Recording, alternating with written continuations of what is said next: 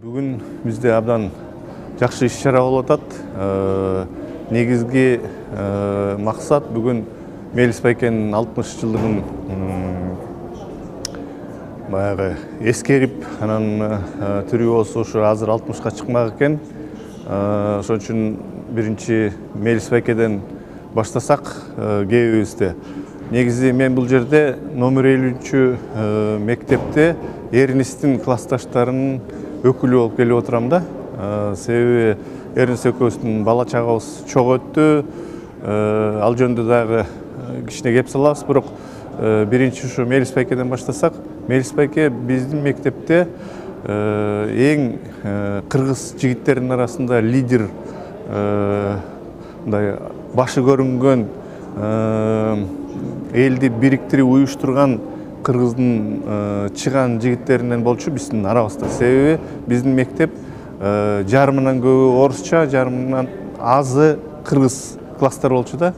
Анан чындап айтканда ошо баягы Советтер Союзундагы кичине кыргыздарды кемсинтүү деген элементтер биздин мектепте да болуп калды. Билинбесе дагы мындай, көз көрсө да билинбесе дагы, бирок кичине анча басмырлоо болчу. Ошонун арасында Мелис Байке ушу кыргыздардын духундагы, деңгээлиндагы жүрүм турум алып, өзүңдү алып жүргөндүн баарын ушу бир мындай өйдөрөөк тепкичке чыгарып турчу да Мелис Байке. Мелис Байкенин эми жашоосу чоң этаптардан турат да. Мисалы, чыгармачылыгы биринчи баштаганда эле жаш кезинен баштап эле элдин эсинде кала турган көп жакшы чыгармаларды жаратып жүрдү. Ал ленчил жашта ага чейин тиги пионерский гезиттерде чыгып жүрдү. Ошонун баарын биз окучубуз. Биз үчүн ал кезде интернет эчтеке жок. Ошону окуп, ушундай ой санаалар бар экен, ушул жакта ойлоnuш керек экен деген биздин кичине аң сезимибизди баягы кыймылга келтирип турган кишилердин бири болчу биздин арабызда Мелис Байке. Анан аны менен катар спортко аябай алек болчу. Биздин мектептин футбол командасынын эң биринчи, номер биринчилери болчу да. Анан алардын классы бүт эле ушундай чыган, чыгармачыл ушундай инсандар болчу. Биз аларга мындай, алар бизге өрнөк болуп, биз аларга теңелгенге аракет кылчубуз. Анан кийинки этапы болсо баягы саясий турмушу Мелис Байкенин. Ушу Акаевдин алдындагы элдин көйгөйлөрүн ошо эң биринчи айтып чыккан ошо Мелис Байке болду дагы.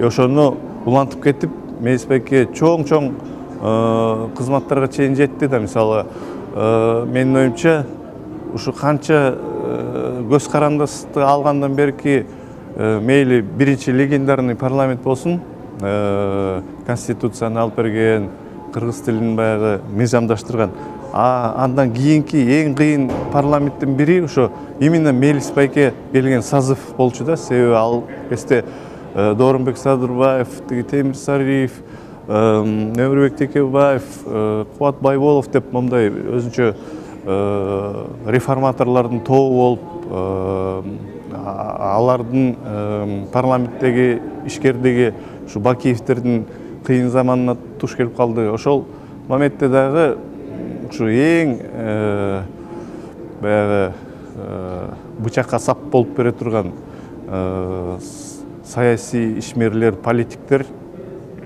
ошол созывда болду го дейм да. Анан менин оюмча Мелис Байкенин жашоосу абдан неме болду. Жарк эткен кометадай эле өзүнүн жарыгы менен көп кишиге нур чачты да.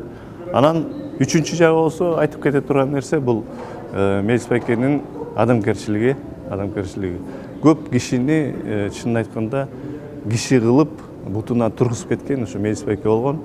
Ал кезде мисалы элдер кийимгече, тамак ашына жетпей жүргөн кезде Мелис Байке менин билишиме караганда бир жок эле дегенде бир 4-5 кишиге квартира алып берген. Даже өзүнүн ошо ишмердүүлүгүнүн баягы натыйжасында да себеби анын гезити ошол кезде аябай популярдуу болуп, колдон колго өтүп окулуп жүргөн кез болчу да. Ошол Мелис байкенин жаратмандыгы, чыгармачылыгы эч качан унутта калбаш керек. Бул нерсени өркүндөтүп, кийинки муундарга сактап калыш керек. Анан ошону дагы бир баса айтып кетишим керек. Биздин аяшыбыз Назира ошо көп өзүнүн убакытын, мээнетин ошого салып, ошол чыгармачыл жагындагы калтырып кеткен нерсестерин Мелис менен Эрнесттин топтоп атат. Ошону китеп кылып чыгарып атат. Жана башка дагы пландарыбыз бар. Алдыда ошонун баары ишке ашса, Кудай буйруса, кийинки муундарга ушундай жаркын элестүү кишилер жөнүндө жакшы из калат да. Ошолор жөнүндө жакшы материалдар калат, информациялар калат. Ал эми досум жөнүндө айтсам, биз эми Эрнест экөөбүздүкү көбүнчө жакшы кездерибиз балалык чакка туш келип калды. Анан ар бир кишинен сурасаң, эң биринчи эстегенде эле балалык чакты эстейт да. Анан ошол баягы балдай таттуу балалыгыбыз чок өтүп калды. Анан Эрнест дагы мындай жанында жүрүп, ээрчип жүрүп, тарбиясын көрүп жүрүп, ошо көбүнчө Мелис байкенин мындайча айтканда оң колу болуп жүрдү да. Себеби Мелис байке политехникага кеткенде редакцияны ошо Эрнест досум карап калды. Мисалы элдер, мүмкүн элдер күткөндүр, бул тиги асабанын мотору болгон Мелис Эшимканов саясий жаатка кеткенде кичине чыгармачыл жагы кичине аксап калабы дегендей ойлор кеткендир мүмкүн башында. Бирок андай болгон жок. Эрнест дагы бир өзүнүн ички дүйнөсүнөн көп нерселерди кошуп, асабаны андан кийин дагы жаңы тепкичке алып чыкканга салымын кошту да менин досум.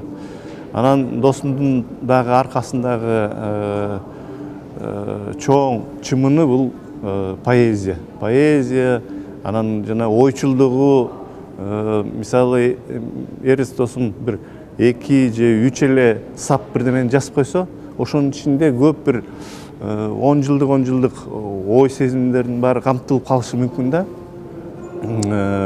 Аны түшүнгөн киши сразу эле түшүнөт.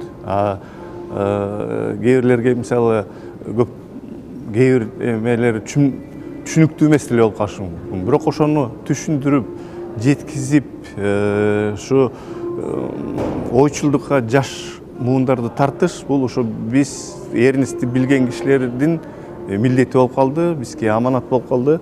Ошону биз Эрнесттин жакындары менен, Эрнесттин жубайы Назира менен Кудай буйруса алдыга жылдырабыз деген ойлор бар. Ошол бүгүнкү той деп коеюнчу, себеби любой жамандыктын аркасы жакшылык болсун деп кыргыздар тилейт. Ошо бүгүнкү 60 жылдык той эскерүү жакшы өтүп, ошо Мелис байке менен Эрнест досум элдердин жүрөгүндө дайым болсун.